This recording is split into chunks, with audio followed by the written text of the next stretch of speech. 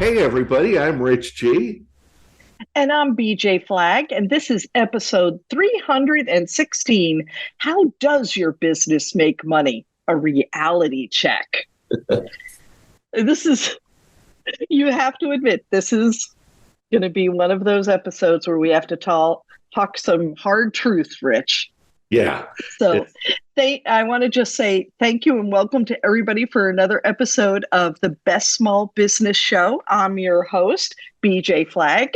And today we're going to dive into the critical topic that many budding entrepreneurs overlook. How does your business actually make money? If you've been saying you're in business, but your bank account tells you a different story, this episode is for you. So let's dive Absolutely. in. Yeah, BJ, it's funny. BJ and I network a lot, and we run into a lot of entrepreneurs that are running a business, but they're really not. And this is an episode for them to really understand this is a reality check. So, Yeah. number one, the illusion of business. Okay. So Yes. you've got a website. Yeah. You got your business cards. You've even attended a networking event last week. So you really feel like you're in the groove. You talk about your business to your friends and family, but at the end of the month, there's more money going out than coming in. The reality is, a business is not just about the optics, it's about creating sustainable income. And a lot of the people who come to visit me, Rich, on as startups, I can tell the difference right away. Absolutely right away. I serve both of them. I do exactly what I need to do for both of them, but there's a huge difference. Yeah, we call them hobbyists. They're Yes. and I have to be candid. I'm going to be honest. Coaching is a big one. I'd say about 90% of coaches are hobbyists. There's more money going out than coming in. So we've got an Mhm. action item for the illusion of business. Assess your revenue streams. Your first action item is to assess and ask yourself, where is the money supposed to be coming from?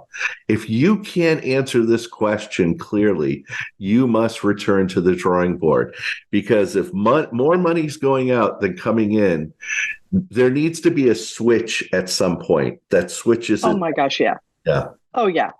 And and number two, from illusion, our first one, to reality does take a lot. Yeah. Having a business idea is great, but it's the execution that counts. And the execution to happen, you need a solid business model. So, start thinking that's where your head needs to be. Yeah, yeah, absolutely. And this is something I talk to a lot of my businesses about. And I'm not saying a business model or you have to build this whole business plan. It's okay, how many clients, what kind of income do you want to make? How Mhm. much? And then we divide it by 12, and then we divide it by 4, so you get a weekly income, and then we divide it by 5, which is daily, and then we divide it by 8, and we suddenly come up with an hourly rate. And that's the reality that people get. They go, you need to make $300 an hour or $400 an hour to sustain that salary that you're thinking of. And Yeah. suddenly they go, okay, this is how much I really have to charge my clients and stuff. Oh, yeah. When we tell you the action item is to draft a business model, we want you to work with something that's a living document. Yeah.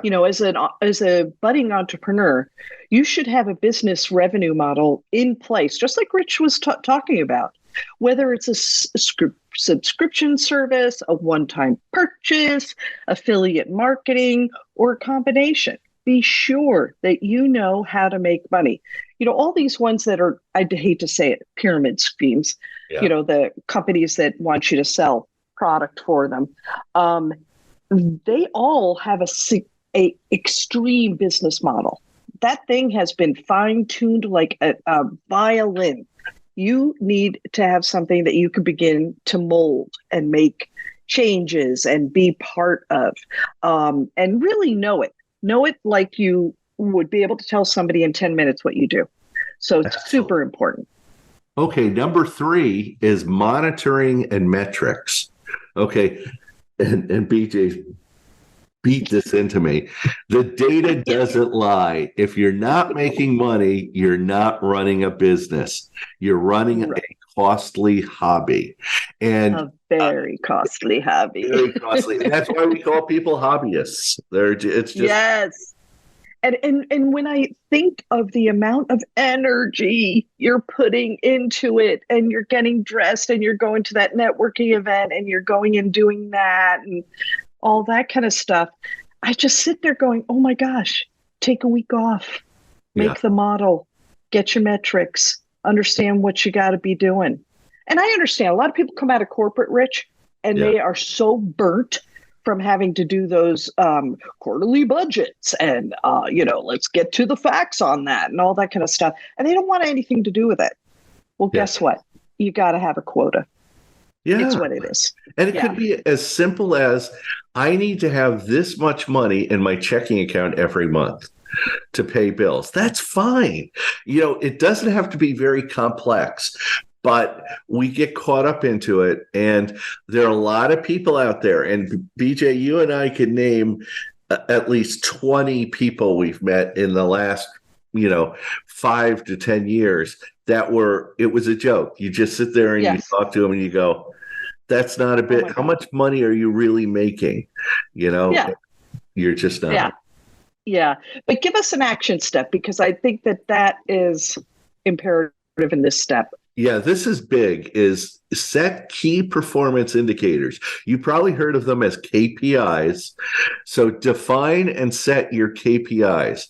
Monitor your revenues, your costs, and other relevant metrics. If the numbers aren't adding up, it's time to reevaluate how much money's coming in and how much money's going out, and set some performance indicators. I need to be working with this many clients, or I have to have this many customers, and that are bringing in this much money.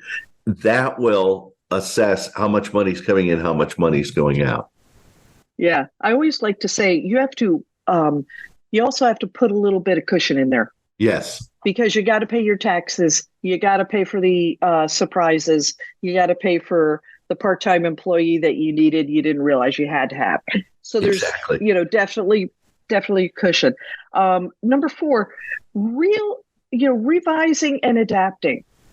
Okay, you just looked at all the numbers and they don't look good. Yeah. They don't look good. What's next? You got to look into yourself and say, wow, okay, I haven't fully formed a service. I haven't fully formed my product. Yeah. There could be investment, right? Yeah. You have to invest in getting that product just perfect and all that kind of stuff. And you're making certain investments, but we're not talking about those people. We're talking about the consultants, the people who have more of a service/consulting business. Mm-hmm. And that's when you almost have to have tighter rates than you would with a product. So, that's hard. Am I right? Yeah. And what needs to change? I mean, that's the big thing. It's like a lot of people go into business and they have these grand ideas, but then when I'll usually ask them, what do your best clients really want from you? What kind of service, what kind of product? Well, these are my best clients. And they want this. Well, you have to do more of that, because then you'll get more clients and you'll make more money. Sometimes everybody wants it to be a cakewalk. Everybody wants it to be their fantasy. And I go, right. Work is work is work. There's good parts of work and there are bad parts of work. Okay. And that's why they don't call it leisure. Leisure. Yeah. And a lot of people have this dream of having this business. It's going to be a fantasy. It's going to be great. I go, no, they're going to be crappy parts of it. So that's it. But you know what? Make the necessary as an action item. I want you to say to yourself, I'm going to make the necessary changes in scale.